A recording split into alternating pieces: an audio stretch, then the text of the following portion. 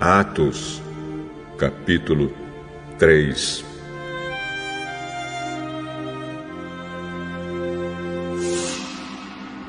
Certo dia, de tarde, Pedro e João estavam indo ao templo para a oração das 3 horas. Estava ali um homem que tinha nascido coxo. Todos os dias ele era levado para um dos portões do templo, chamado Portão Formoso, a fim de pedir esmolas às pessoas que entravam no pátio do templo. Quando o coxo viu Pedro e João entrando, pediu uma esmola. Eles olharam firmemente para ele e Pedro disse: "Olhe para nós." O homem olhou para eles esperando receber alguma coisa. "Não tenho nenhum dinheiro, mas o que tenho lhe dou. Pelo poder do nome de Jesus Cristo de Nazaré, levante-se e ande." Em seguida, Pedro pegou a mão direita do homem e o ajudou a se levantar. No mesmo instante, os pés e os tornozelos dele ficaram firmes. Então ele deu um pulo, ficou de pé e começou a andar.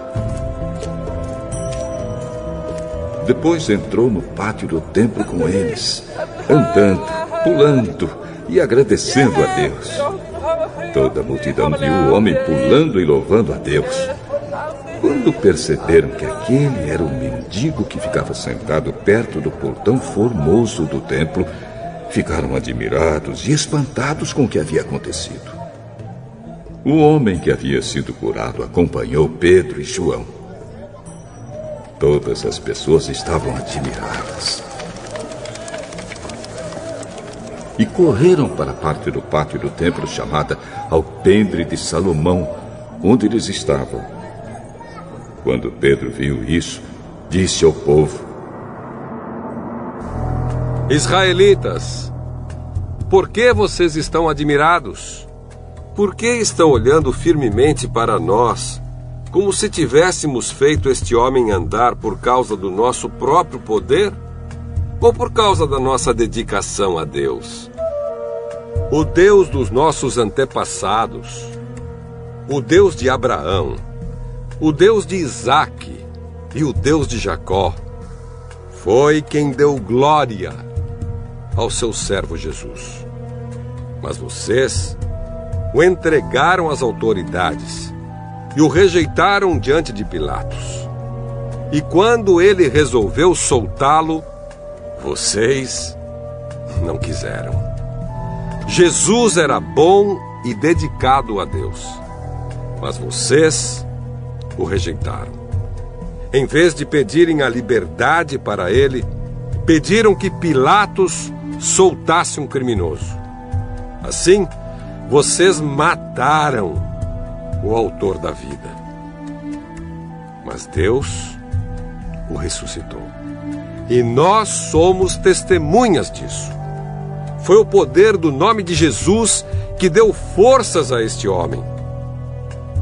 O que vocês estão vendo e sabendo foi feito pela fé no seu nome, pois foi a fé em Jesus que curou este homem em frente de todos vocês. Agora, meus irmãos, eu sei que o que vocês e os seus líderes fizeram com Jesus foi sem saber o que estavam fazendo. Mas Deus cumpriu assim o que havia anunciado há muito tempo pelos profetas. Isto é, que o Messias, que ele escolheu, tinha de sofrer. Portanto, arrependam-se e voltem para Deus, a fim de que ele perdoe os pecados de vocês. E também para que tempos de nova força espiritual venham do Senhor. E ele mande Jesus, que ele já tinha escolhido para ser o Messias de vocês. Jesus precisa ficar no céu, até chegar o tempo em que todas as coisas serão renovadas, como Deus anunciou há muito tempo pelos seus fiéis mensageiros, os profetas. Pois Moisés disse: do meio de vocês, o Senhor Deus escolherá e enviará para vocês um profeta, assim como ele me enviou. Obedeçam a tudo o que ele lhes disser. Aquele que não obedecer será separado do povo de Deus e destruído. Samuel e todos os profetas que vieram depois dele falaram a respeito destes dias. As promessas que Deus fez por meio dos seus profetas são para vocês.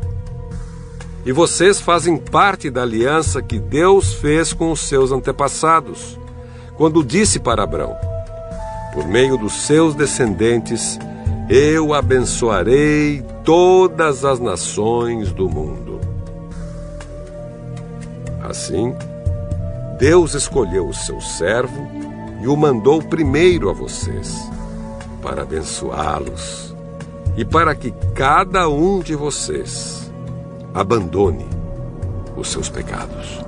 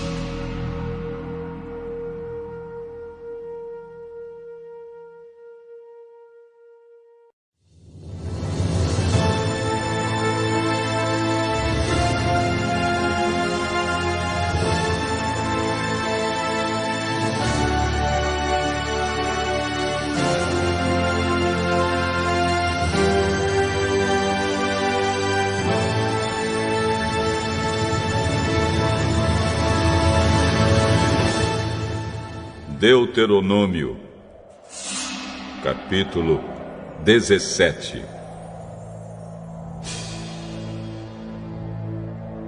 Não ofereçam em sacrifício ao Senhor, nosso Deus, um touro ou uma ovelha que tenha defeitos. Deus detesta isso.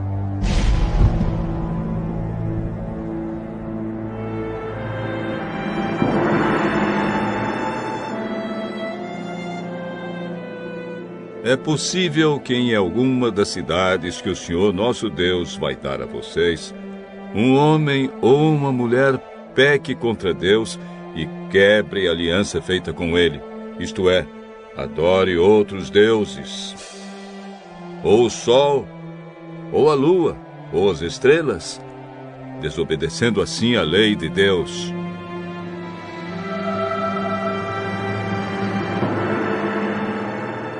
Se souberem que alguém está fazendo isso, examinem o caso com todo cuidado.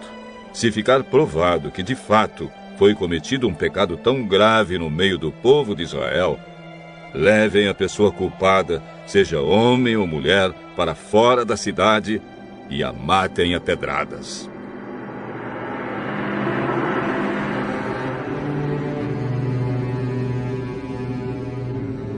Mas é preciso haver pelo menos 2 testemunhas para que uma pessoa seja condenada à morte. Ninguém pode ser morto se houver somente uma testemunha. As testemunhas serão as primeiras a jogarem pedras no condenado. Depois todos os outros devem atirar pedras também. Matem essa pessoa e assim tirarão o mal do meio do povo. Pode acontecer que numa cidade apareça um caso tão difícil que o juiz do lugar não possa resolvê-lo. Pode ser um caso de assassinato ou questão de propriedade, ou caso de violência, ou outra questão qualquer. Quando isso acontecer, vão até o lugar escolhido por Deus, o Senhor, para nele ser adorado, e apresentem o caso aos sacerdotes, levitas e ao juiz que estiver resolvendo as questões naquele tempo. Eles julgarão o caso e darão a sua decisão. Vocês farão tudo o que eles mandarem, obedecendo a todas as suas instruções. Aceitem a decisão deles, sigam as suas instruções e cumpram rigorosamente as ordens que eles derem. Mas, se houver alguém tão orgulhoso que não queira obedecer à decisão do sacerdote ou do juiz, esse alguém será morto, e assim vocês tirarão o mal do meio do povo de Israel. Quando souberem do que aconteceu, todos ficarão com medo, e ninguém mais fará a mesma coisa.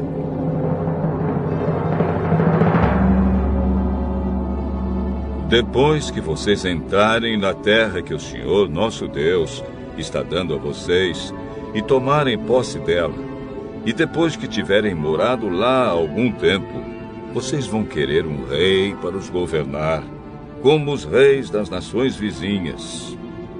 O homem que escolherem para ser o rei deve ser indicado por Deus, o Senhor. Não pode ser estrangeiro. Somente um israelita pode ser escolhido como rei. O rei não deverá ter muitos cavalos no seu exército, e também não mandará homens ao Egito para comprarem cavalos, pois o Senhor já disse a vocês que nunca mais voltariam para o Egito.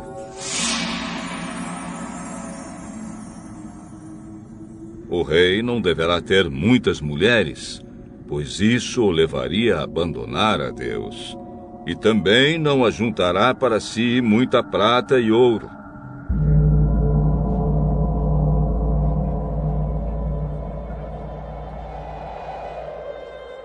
Quando o rei começar a governar, mandará fazer uma cópia da lei de Deus que está no livro guardado pelos sacerdotes levitas. Ele deverá ficar com essa cópia e todos os dias da sua vida lerá a lei, para que aprenda a temer o Senhor nosso Deus e para que sempre obedeça fielmente a todas as leis e a todos os mandamentos. Se fizer isso, ele não irá pensar que é mais do que os outros e cumprirá fielmente todas as leis.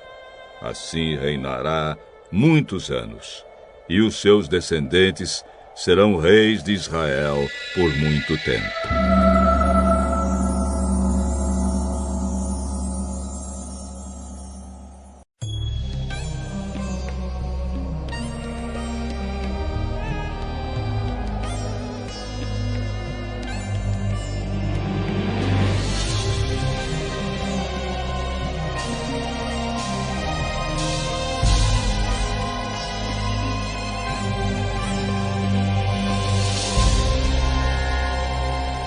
Deuteronômio, capítulo 18. Moisés disse ao povo: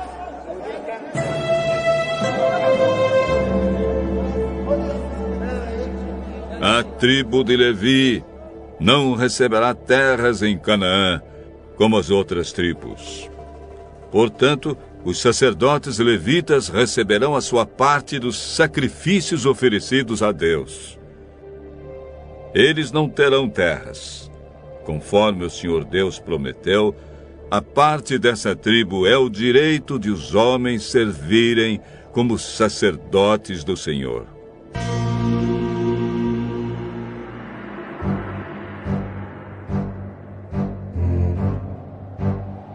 Quando alguém oferecer touros ou bodes em sacrifícios a Deus, os sacerdotes receberão o quarto dianteiro, as queixadas e o bucho.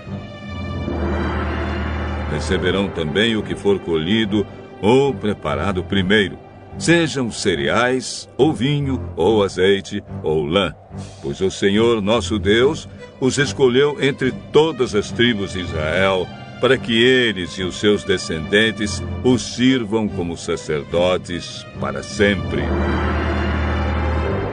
Se um levita que estiver morando numa das cidades de Israel desejar ir ao lugar de adoração escolhido pelo Senhor Deus, poderá ir quando quiser.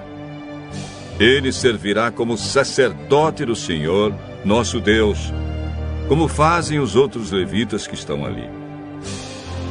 E receberá a mesma quantidade de alimentos que os outros sacerdotes recebem. Além disso, poderá ficar com tudo que a sua família mandar.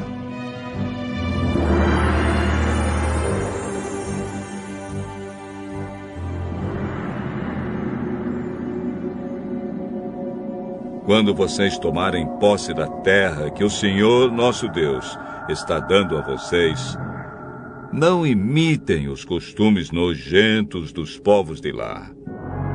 Não ofereçam os seus filhos em sacrifício, queimando-os no altar. Não deixem que no meio do povo haja adivinhos ou pessoas que tiram sortes. Não tolerem feiticeiros, nem quem faz despachos, nem aqueles que invocam os espíritos dos mortos.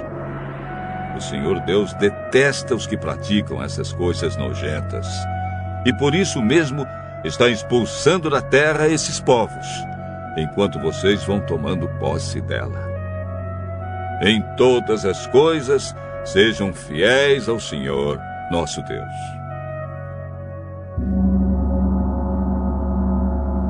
Moisés disse ao povo: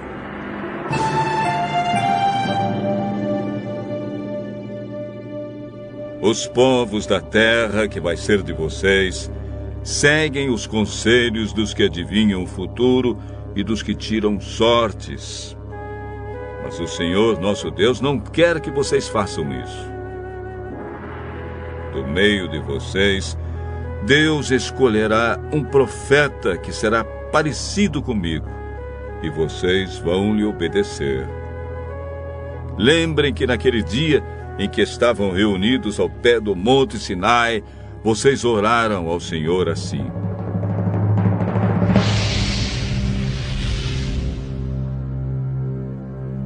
ó Deus, não nos obrigues a ouvir de novo a tua voz, nem a ver outra vez este grande fogo, para que não morramos. Então o Senhor me disse: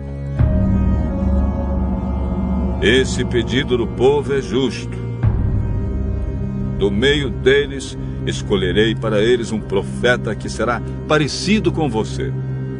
Darei a esse profeta a minha mensagem, e ele dirá ao povo tudo o que eu ordenar.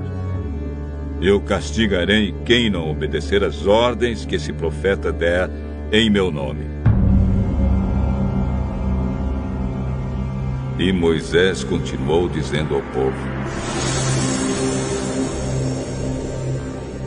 o Senhor disse também: se um profeta tiver o atrevimento de dar uma mensagem em meu nome, quando eu não lhe tiver dito nada, ou se ele falar em nome de outros deuses, deverá ser morto. Mas vocês vão ficar pensando assim: como é que vamos saber que aquilo que o profeta diz não é mensagem de Deus, o Senhor?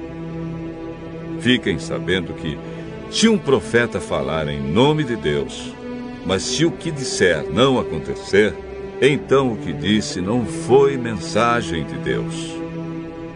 Esse profeta foi atrevido, e vocês não precisam ter medo dele.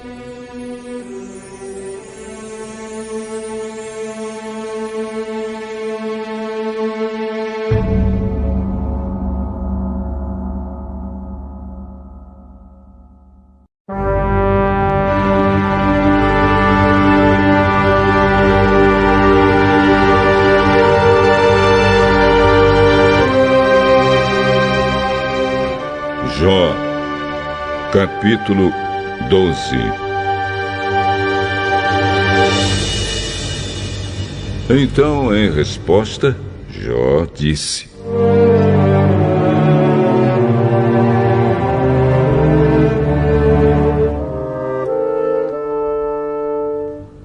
sem dúvida, vocês são a voz do povo, e quando morrerem, não haverá mais sabedoria. Mas eu também entendo as coisas, e não sou menos do que vocês. Quem não sabe isso que vocês disseram? Sou motivo de riso para os meus amigos. Eu, que sou honesto, que sou inocente, eu que orava a Deus e Ele me respondia. Os que estão seguros desprezam os desgraçados e empurram os que estão para cair. Os bandidos têm paz em suas casas. Os que ofendem a Deus vivem tranquilos, embora o seu Deus seja a sua própria força. Zofar, faça perguntas às aves e aos animais, e eles o ensinarão. Peça aos bichos da terra e aos peixes do mar, e eles lhe darão lições. Todas essas criaturas sabem que foi a mão do Senhor que as fez. A vida de todas as criaturas está nas mãos de Deus. É Ele quem mantém todas as pessoas com vida.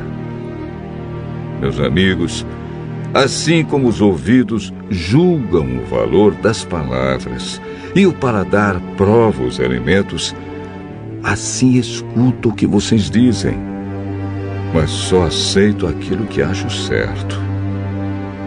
Os velhos são sábios, pois a idade traz a compreensão. No entanto, Deus é sábio e poderoso. Ele tem inteligência e entendimento. Ninguém pode reconstruir o que Deus derruba. E se Ele prende, ninguém pode soltar. Quando Deus segura a chuva, vem a seca. Quando deixa saírem as águas, há enchentes. Deus é forte e vitorioso. Ele tem poder tanto sobre o enganado como sobre o enganador. Ele tira das autoridades a sabedoria e faz com que os líderes percam o juízo. Deus tira os reis dos seus tronos e os põe na prisão. Deus afasta os sacerdotes do seu ofício. Ele derruba os que estão no poder. Deus faz calarem conselheiros de confiança e acaba com a sabedoria dos idosos. Ele mostra desprezo pelas autoridades e acaba com a força dos poderosos. Deus revela os segredos escondidos nas trevas e faz a luz brilhar na escuridão mais completa. Deus dá às nações grandeza e poder, mas depois as derrota e destrói. Ele faz com que os líderes das nações percam o juízo e os leva por desertos sem caminhos. Eles andam na escuridão, às cegas, tropeçando como bêbados.